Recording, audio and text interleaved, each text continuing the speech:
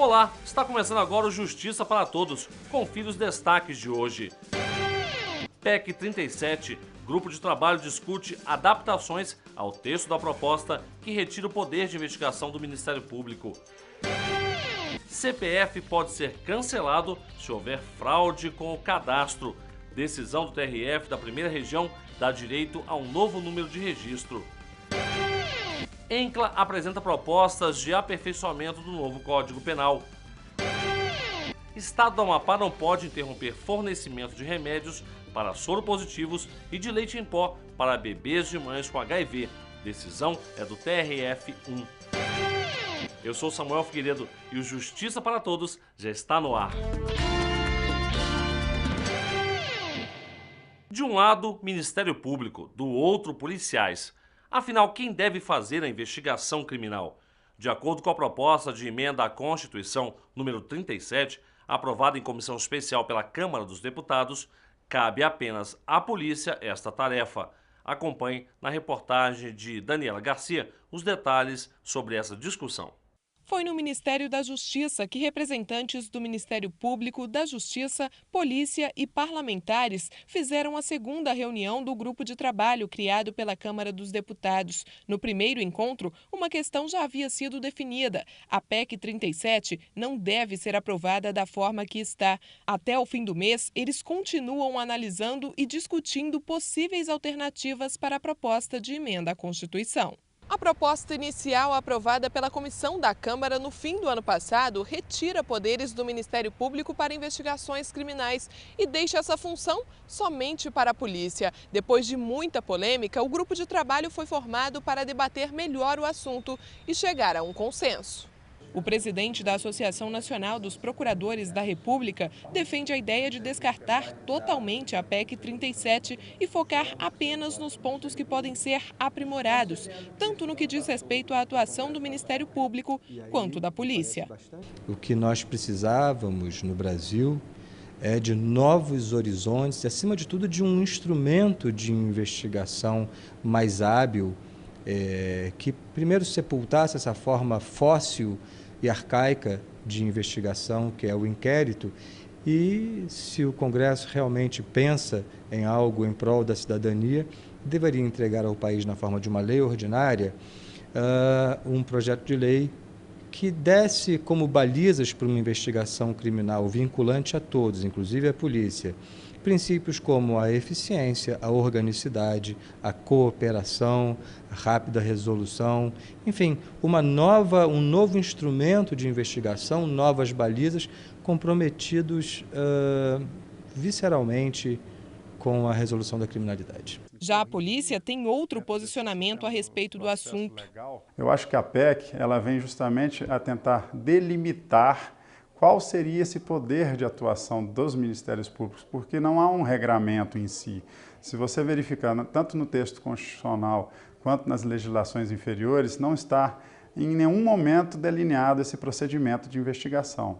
O que talvez esteja sendo agora discutido e o que a gente vai vir a buscar seria justamente quais são esses controles, os meios, porque dentro do sistema legal hoje brasileiro, e como a Constituição Federal Brasileira colocou o assunto, ela já delinea como é feita uma investigação, quem são os atores dessa investigação, só que, a contrário senso, o Ministério Público ele não tem, vamos dizer assim, esse poder de investigar e começou a investigar, só que sem controle, através de procedimentos que estão, inclusive, sendo questionados junto ao Supremo Tribunal Federal.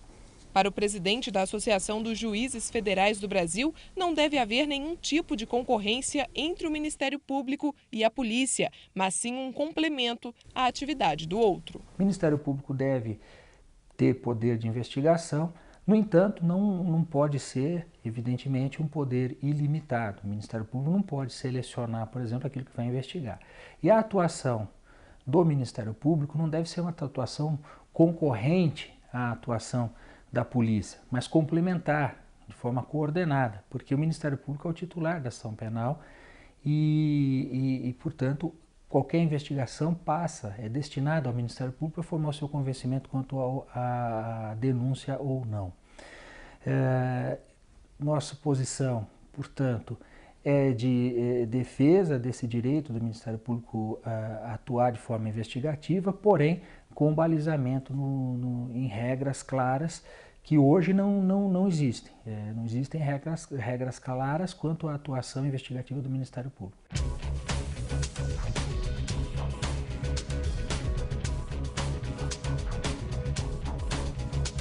Nos dias 3 e 4 de junho, a AJUF, juntamente com o CAD e o SEDES, promoverão em Brasília o Seminário Internacional A Defesa da Concorrência e o Poder Judiciário.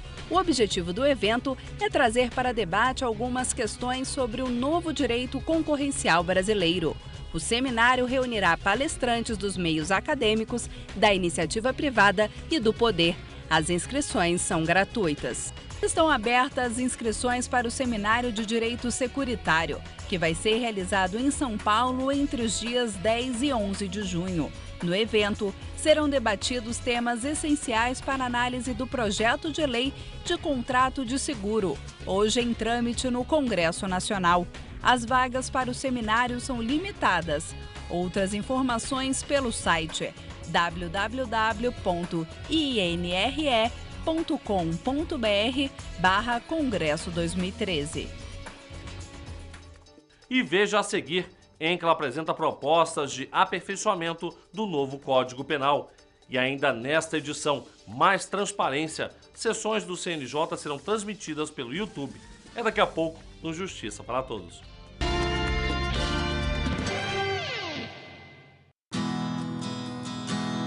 Caixa.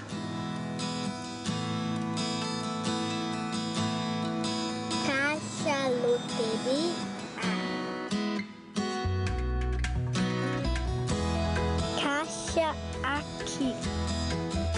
Gente, tudo tá lindo! Caixa, o banco das melhores taxas, é também o banco com mais de 60 mil pontos de atendimento em todo o país.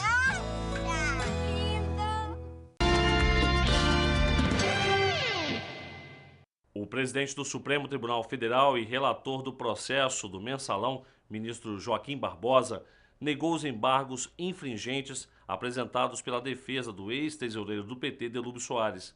O ministro alega que esse tipo de embargo não é válido porque não está presente na lei que regula as ações do STF. Ainda cabe recurso ao plenário da decisão de Joaquim Barbosa. E a Estratégia Nacional de Combate à Corrupção e à Lavagem de Dinheiro, a ENCLA, se reuniu em Brasília para apresentar propostas de aperfeiçoamento do novo Código Penal. Desta vez, a reunião dos representantes da ENCLA teve como tema central as mudanças do novo Código Penal, assunto previsto na ação número 2, entre as 13 estabelecidas para este ano. O grupo apresentou propostas de aperfeiçoamento no que diz respeito aos crimes de ordem econômica, tributária, financeira e também aqueles contra a administração pública, entre outros. Depois de formalizadas, todas as sugestões devem ser trazidas aqui para o Senado. A Associação dos Juízes Federais do Brasil, que integra a ENCLA, foi representada pelo juiz Marcos Vinícius Lipienski. Ele destacou pontos importantes que foram debatidos no encontro. O que eu posso adiantar que foi debatido agora e que já houve um encaminhamento foi com relação à proposta do CAD, que trata da isonomia de penas entre cartéis privados e o crime relacionado à frustração ao caráter competitivo da licitação, que hoje está previsto, salvo engano, no artigo 317 desse projeto. A sugestão encaminhada pelo CAD e aprovada por unanimidade, como eu disse anteriormente, ela trata de sugerir uma isonomia entre essas penas, de modo que a penação dessa atividade tendente a restringir o caráter competitivo da licitação, ela tem a pena semelhante à do cartel privado. Pelo menos mais 4 questões foram abordadas no encontro. Outra reunião como esta deve acontecer antes da entrega do documento ao Senado. O Conselho Administrativo de Defesa Econômica, Advocacia Geral da União, Ministério Público Federal, Departamento de Polícia Federal e outros órgãos participaram do debate. Existem algumas questões que acabam sendo levantadas durante a reunião, a partir das sugestões encaminhadas pelos diversos membros e até pela própria vivência de cada um desses grupos. São sugestões que às vezes precisam de um maior tempo de amadurecimento. Então logo haverá outra, até porque, se não me engano, o prazo para a entrega das sugestões ao Senado está se encerrando, se não me engano, em julho. Se for comprovado o uso fraudulento de CPF, é possível conseguir um novo número. A decisão é do Tribunal Regional Federal da Primeira Região. Imagine ficar com o nome sujo sem ter comprado nada porque alguém está usando o seu CPF indevidamente. É muita injustiça a pessoa estar usando o CPF da pessoa sem a pessoa estar sabendo. Constrangimento total, porque eles ligam, perturba e é uma coisa que você não está devendo. Aí é um protocolo, você tirar todos os seus documentos de novo, né? É muito desagradável, Deus me livre. Nunca aconteceu comigo não, né? Mas se acontecer, Maria, eu fico louco da cabeça. De janeiro a setembro do ano passado, foi registrado mais de 1,5 milhão de tentativas de fraudes envolvendo documentos no Brasil, segundo o levantamento da Serasa, empresa de análise de crédito, um aumento de 13% em relação ao mesmo período de 2010. Um caso envolvendo fraude de CPF chegou ao Tribunal Regional Federal da Primeira Região. O requerente da ação pediu o cancelamento do número e a emissão de um novo porque outra pessoa estaria utilizando indevidamente o cadastro. Mas a Fazenda Nacional alegou que seria necessária a apuração criminal dos fatos para a concessão de um novo registro. As normas específicas da Receita são muito restritas quanto a essa possibilidade. Via de regra, ela admite apenas naqueles casos em que há uma dupla inscrição, ou seja, o sujeito tem 2 inscrições no CPF, ou naqueles casos em que, após o término de um processo criminal, ficar detectada e comprovado por uma sentença criminal transitada em julgado a ocorrência de uma fraude contra aquela pessoa que detém um CPF. O que ocorreu foi que ficou evidenciado que o CPF de um cidadão foi utilizado por um terceiro que residia num outro estado da federação e que inclusive utilizou o nome, o mesmo número de CPF com outro nome para emitir vários cheques sem fundo, o que causou um sério dissabor para aquele que efetivamente era o detentor daquela inscrição do CPF. Ao analisar o recurso, o relator do caso afirmou que ficou comprovado que o número havia sido fraudado. Além disso, Márcio Coelho explicou que esperar a finalização do processo criminal iria trazer mais danos ao requerente.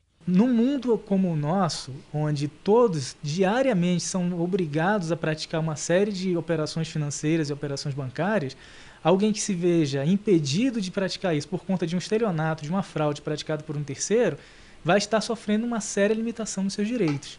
Então é preciso garantir a essa pessoa, sim, a possibilidade de retomar a sua vida normalmente.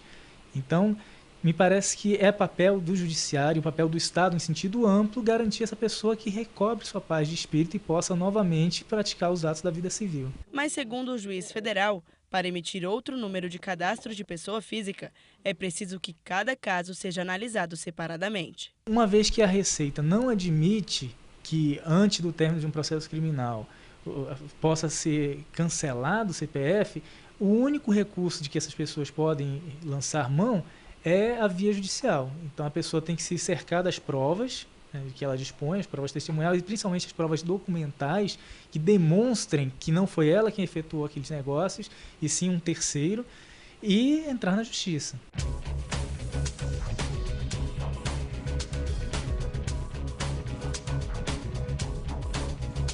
A Escola Nacional de Mediação e Conciliação, ENAM, abre as inscrições para o primeiro curso básico de mediação à distância.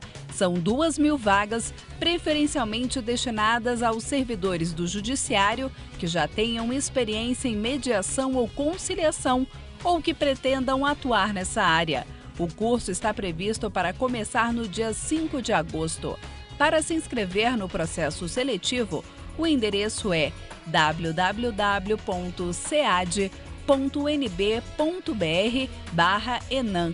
Outras informações podem ser obtidas pelo e-mail inscrição.enam@cead.nb.br. Já estão abertas as inscrições para a 10ª edição do Prêmio Inovare. Pela primeira vez na história do prêmio, será admitida a participação de profissionais que não sejam da área do direito. Qualquer prática jurídica que tenha contribuído com a justiça brasileira de forma inovadora poderá ser inscrita. As inscrições podem ser feitas até 31 de maio pelo site www.premioinovare.com.br, onde também está o edital para a categoria Prêmio Especial. A seguir, sessões do Conselho Nacional de Justiça serão transmitidas pelo YouTube. E ainda, resolução do CNJ obriga cartórios a realizar casamentos de pessoas do mesmo sexo. É daqui a pouco, logo depois do intervalo.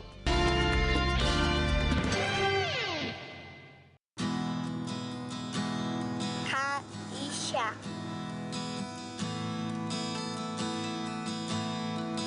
Caixa loteria.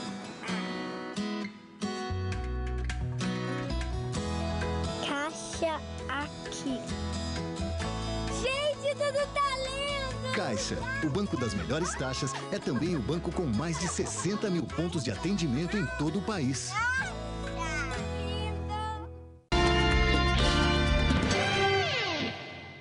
O Conselho Nacional de Justiça aprovou uma resolução que obriga os cartórios de todo o país a celebrar casamento civil e converter união estável homoafetiva em casamento.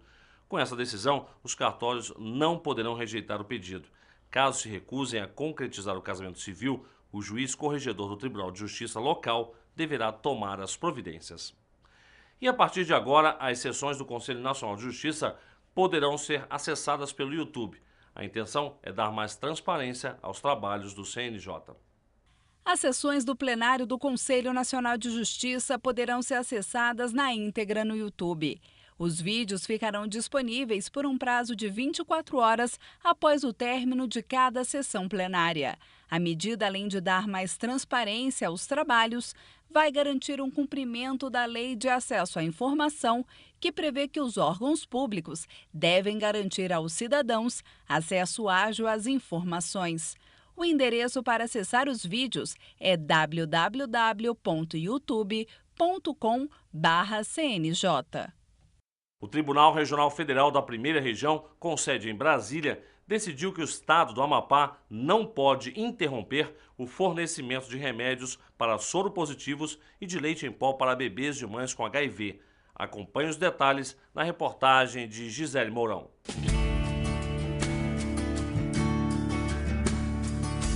Amamentar. Essa prática é tida como uma das mais importantes para o bebê. Crianças que recebem o leite materno como alimento exclusivo aos primeiros 6 meses de vida são mais resistentes a infecções, alergias, doenças e até mesmo complicações mais simples, como cólica e o estresse, explica essa especialista. A amamentação ela é muito benéfica para os bebês, principalmente porque é a primeira vacina. Então, você amamentando o seu filho, você vai ter mais imunidade para a criança e com isso ele vai ter mais anticorpos, vai adoecer menos, vai ter uma alimentação sadia, não vai ser um bebê obeso, vai ser um bebê que tem um ganho de peso saudável. Então, a amamentação ela traz só benefícios e para a mãe também, né? A mãe ela vai poder ter um gasto energético maior, vai voltar a sua condição física anterior também, porque você vai ter uma energia que vai ser gasta durante a amamentação. Além disso, o contato com a mãe faz com que o bebê se sinta mais seguro e tranquilo. É uma fusão que tem de sentimentos, de sensações e é muito gostoso. Não dói, não tem problema nenhum e assim, é uma sensação única ver o rostinho do bebê te olhando, assim, satisfeito, acabou de mamar, já dorme. É muito gostoso, eu recomendo para todo mundo.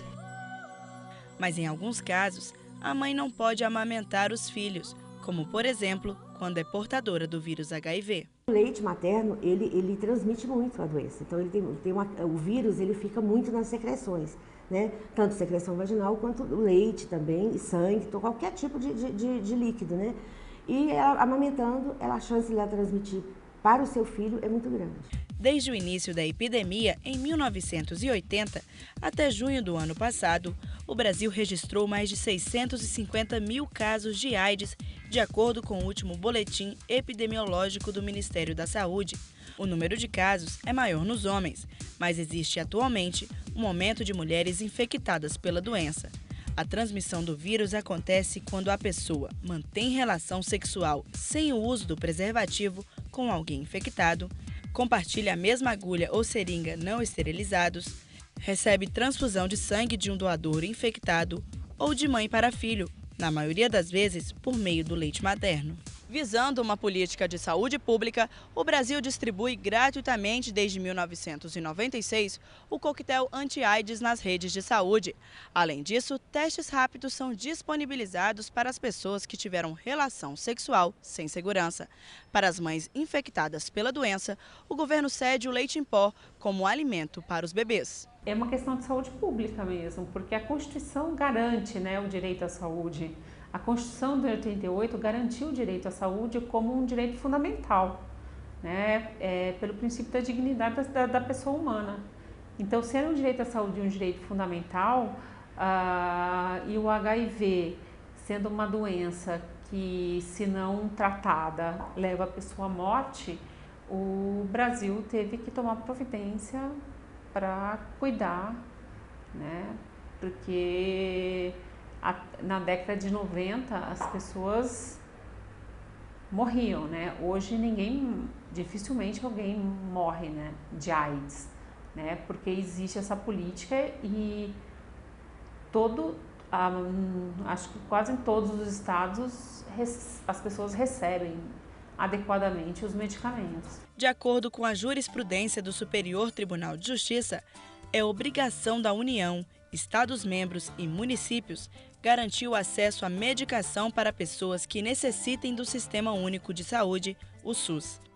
Já é patente nos tribunais de que a responsabilidade é solidária dos estados, dos municípios e da União. Então, os três conjuntamente devem cuidar da saúde. E foi com base no entendimento do STJ e na lei do SUS que o Tribunal Regional Federal da Primeira Região decidiu que o estado do Amapá deve fornecer gratuitamente os medicamentos necessários ao tratamento do vírus HIV e das doenças oportunistas a todos que necessitam.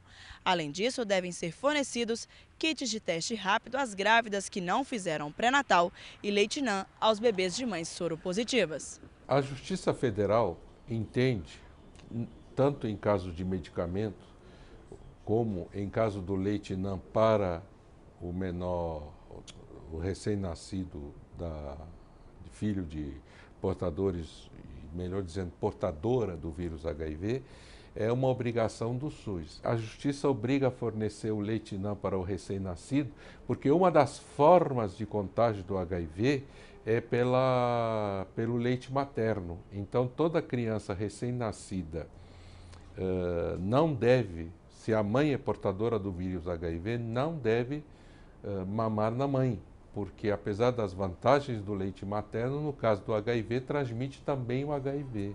A sentença condenou o Estado, a União e o município de Macapá. E por se tratar de uma ação civil pública, a decisão foi apenas para o local onde se originou a ação. Mas se algum soro positivo não receber de forma gratuita os medicamentos, ele pode entrar na justiça. Poderá entrar e com certeza terá o mesmo sucesso que se tem quando se pede remédios para caros, especiais, importados para câncer, etc. Porque o Superior Tribunal de Justiça também já tem jurisprudência, não só a Justiça Federal, de que o NAN, por ser um bem para a sobrevivência essencial para a criança, filho de portadora do vírus HIV, é uma obrigação do SUS. Você pode também assistir ao Justiça para Todos na página da JUF na internet ou no canal da associação no YouTube. O endereço é www.youtube.com/tvajuf. E o Justiça para Todos de hoje termina aqui. Obrigado pela sua companhia e até o nosso próximo encontro.